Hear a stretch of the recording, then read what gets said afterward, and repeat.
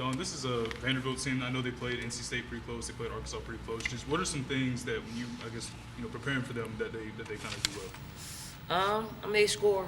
That's one. Two, they play really hard. Like they're gonna play for 40 minutes. They got a depleted roster, so they're just more amped up. That the 8 players or however many players they have ready to go, all of them come in, and whether they play good, bad, or indifferent, they play really hard and aggressive. Is there any update on Sanaya for this week? On whether Yeah, you're expecting she's her? getting closer. She won't play in the Vandy game, so she's targeting Arkansas.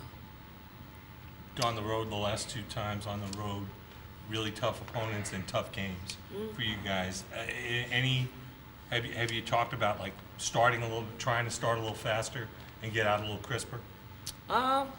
Not particularly. Yeah. I mean, we're gonna get people's best shot. We get, the attendance is way up for a regular home game for some of our opponents, and then when we come in the building, they're amped up. Yeah. And sometimes that helps the home team just staying there a little bit longer. I mean, we are who we are. This is the habit that we have, and I don't know how much more we can change that, because our practices start off really really fast. Yeah. When we get in the game, and then we just have to kind of take their punches and see where it is, and then hopefully just our depth, utilize our depth to really just kind of break people down.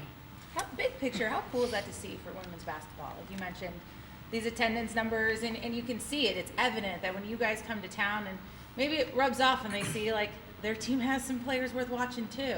I mean, it's great. I mean, the fact that, when we come to town, that people want to see us play, and they want to cheer on the home team against us. So it's pretty cool that, you have people who say, no one watches women's basketball too, seeing us, and the amount of pull that we have in getting people in the building. Don, along the lines of the slow starts, does it help to Are get they really that slow? well, Who did we just play? Let's not turn the page. Who did we just play at home, right? Missouri, yeah. That was, we It's both a home got game. a. It's a home game. It's a home game on the road. Yes, that road thing. Yeah. That road thing. Go ahead. okay, yeah. Okay, doesn't it help get your team tournament tough to be challenged in several games? I think it will be more on the lines of what we are seeing, meaning we'll get everybody's best. We won the national championship. We're the #1 team in the country, and everybody wants to do what Missouri did to us last year, and Kentucky did to us in the SEC tournament championship. So we're getting that every single time. So we're used to it. Like, we got it last year, we're getting it this year. Teams are better. Like, players are better, teams are better. So it's no longer a 1-quarter game for us. It is 2, 3, and sometimes 35 minutes to really for us to break open the game. You put Missouri away with a 17-0 run. Kentucky was a 16-0 to get back in that game. When you go on these kind of long runs, is that just things are contagious? Is it defense leading to offense? What do you kind of put that to, those extended spurts? I take it as we don't want to lose. The players on the floor, they don't want to lose. And that is contagious. When you start playing good basketball on both sides of the ball, it leads to big time breakouts like that. And what are some things that Ashlyn's doing in practice that gives you confidence in her in the game? She's there. She's present. She's focused on both sides of the basketball. And she's been playing well, but she really hasn't even touched on how good she's going to be on both sides of the ball. But what I'm really proud of her is her defensive effort. Like, she is defending. She is defending on the perimeter. She's defending in the paint. And then the offensive part of it is just icing on the cake, because that's a little bit longer to develop that side, especially playing with people that are as athletic and big as she is. But she's getting there. She's pretty efficient. She doesn't take bad shots. So it's just the makings of her being dominant, in the future. Dawn, I know we've talked a lot about Aaliyah. I think she's one game away from tying Sheila's double-double record. This will tie it. Yeah, I this gotta read Diana's notes on the. I'll catch up. I was gonna say, does she even act like she knows there's a milestone out there for her to get, or is it just next game mentality and I'm just going after it? It's next game. I mean, she's never been one. I think when we make a big stink out of things like the double streak, quite naturally she's going to get into it. But I don't really think she's thinking about it. And if she is thinking about it, she doesn't really let us know. She'll probably play towards it, but she's not going to say anything out loud. This is what I want to do. Yeah. The only thing that she said when she first got here was, I want to be Aaliyah Boston. And boy, oh boy, she's Aaliyah Boston. She's made a name for herself. She can come in this week and say, I'm SEC Player of the Yeah. Week. You didn't hear that? No, she didn't say that. We said it, though. Have you seen a different version of her since she struggled in those first two SEC games, kind of since that Georgia game? I saw her focus a little bit more, and it was more on just probably shooting the mid-range shots. So she's become more consistent doing that and doing it in games. So I mean, it's basketball. It has been too good to her for her to have a stretch where she doesn't get a double-double. It's been too good to her for her to even blink. She does because she's competitive and she thinks very highly of herself. She's got really high standards for herself. So anytime that she's playing below that is unacceptable to herself. From an offensive standpoint, of course, you have Kira Fletcher, who you've put in at times to kind of control the game, control the pace. Then you have Raven Johnson, obviously a really good passer, but it seems like she's grown, I guess, as a floor general.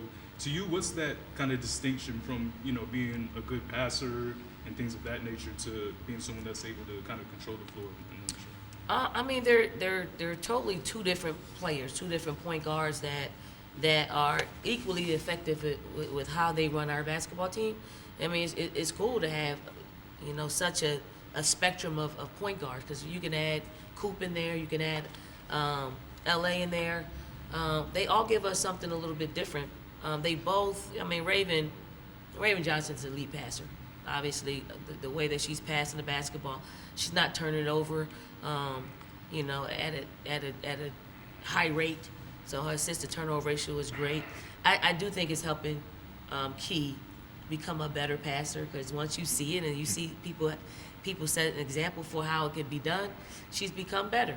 I think Raven's become a better manager of the game, setting up and slowing down and running our sets because she sees Kiera and they got a really good, strong relationship to where they're helping each other. Dawn, what kind of conversations do you and Jolette have when it comes to analyzing and critiquing the play of the point guards? We just coach them. I don't think we have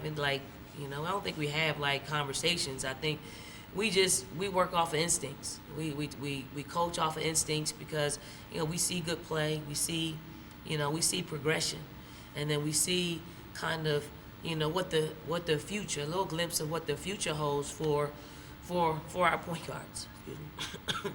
Coach, you guys got that early loss kind of out of the way last year. Are there challenges mentally to kind of defending an undefeated record at this point in the season as, that streak gets longer and longer? I guess the challenge is to not think about it. Like we don't go into games thinking, we're undefeated, so we got to stay undefeated. Again, we're working with a group of young women who are highly motivated. They only want to win. And they only deal with the task that's in front of them, which is Vanderbilt. Like right now, they're not thinking about Arkansas. Like I'm working on Arkansas, but they're not thinking about Arkansas. They're thinking about what's the cleanest, best way to get another road win in the SEC. Is that just sort of inherent in them, or is that something that you guys as a staff have kind of worked on with this group? I sort of just go by how they approach things. Yeah. The core group of this team has been, just they handle their business. There's not a lot of just extra. They're really low maintenance. They just want to win. It's probably gonna that little streak's gonna end probably next year because we'll have a lot more younger players that we'll have to just kind of direct and hold their hands a little bit until they get what our coach is all about. But I hope they can get to this place where this team is and just wanting to win. And in doing so, they all get to shine. What are you most proud of when you look at the last month in terms of this group specifically, their accomplishment, whatever it is, this last month specifically? We're getting better. Like, we're a really good team that's getting better. Our younger, and then we're lifting from it's not the bottom. We're lifting from our youth. Like, our youth are getting better, and they're making us a much better basketball team. Like, I think Chloe Kitts is playing she's practicing better. When she gets in the game, you see some certain things that are happening out there that is only going to help us. Like, I do think she's primed to play more than just at the end of the games in which we got a big lead. So we got to figure out ways in which we get her in, because I do think her shot can help us. Like, her ability to shoot the basketball, score, and not even that, just she can pass. Like, she makes really good basketball decisions out there. They're not rushed. She's got good court vision. So, and she's made the jump of mentally being stronger to handle this. Because, I'm sure she second guessed whether or not she should have made this jump. I mean, you do when things aren't just kind of how you envision them to be. Like, I'm sure she envisioned herself playing and helping us. And once she got over that, and she's more of, look, I got to get better. There are things that I need to do to get better and to help our team. And she's mentally tough and handling that, and she's getting better. Dawn, wanted to ask something off the court. I don't know if you saw it, that gymnast at LSU, Aaliyah Boston, who's got that TikTok super following. It was kind of a somewhat creepy display at one of her meets from some fans. And I don't know if I didn't go into. I saw a little bit of it, but I didn't totally read about it. What was it? It was. They had some full cutout pictures of her and things like that. Oh, okay. Yeah, in so the stands sexist. and that kind of stuff. And I just wondered if you talked to some of your players that, hey, you know what, go grow your brand. Social media is terrific, but no, there's another side out there. Whether we had NIL, not if I see some pictures, some skeptical pictures of our players on social media, I'm going to say something. Yeah. Like, it's just in me. I think I'm probably more traditional and old school when it comes to stuff like that. And whether or not they delete it or take it down, that's on them. Yeah. But my conscience is clear in letting them know that it is viral. Yeah. And I know sometimes they have an appetite for going viral, but you certainly want to do it for the right reasons, and you want to make sure that you're putting your health and safety first. Yeah, it's got to be a little crazy to know that some people don't get it, and they could put your women in danger at times. And that I don't think young people do get it. I really don't. I don't, because they're so probably singularly focused on what they've had all their lives, which is social media, and it's a way to get a message across, good or bad. But as someone that's in their lives, and we're on the lookout for it. They probably block some of us. I wouldn't even know. But if I do see something, I act. Yeah. Dawn, localizing this a little bit, but Maya Moore just announced her official retirement. I believe your first year here, you coached against her, but just what do you, I guess, the career I that she coached her had too in the 2016. Just being around her, obviously, and then also just watching the career that she had. Just what are your thoughts on the things that she was able to accomplish? I mean, it's sad because it closes a chapter in the in the player's life that she was a big part of growing the game for us. And what she's doing now is a big part of growing life. And when you have that kind of impact, it's sad to see her go. But at the same time, I mean, how heroic that she's able to make a decision for her and stick with it, no matter how much she got pressured. I'm sure there were people pressuring her to come back and play. So we're going to savor the moments that she's given us with WNBA championships, And, you know, Maya Moore, I just can remember, like, I like marveled at her warm up. Like she's full sweat warm up. I'm talking before stretching. I mean, and she attacked everything like that.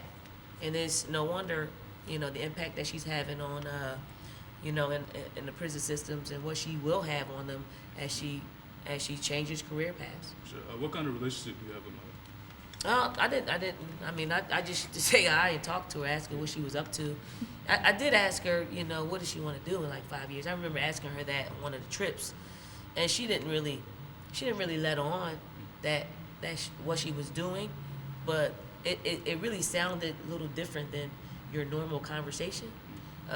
So I wasn't surprised when she walked away from basketball to, you know, to go into freeing Jonathan, her husband. Thank you, Coach. Thank you. Thank you. Thank you.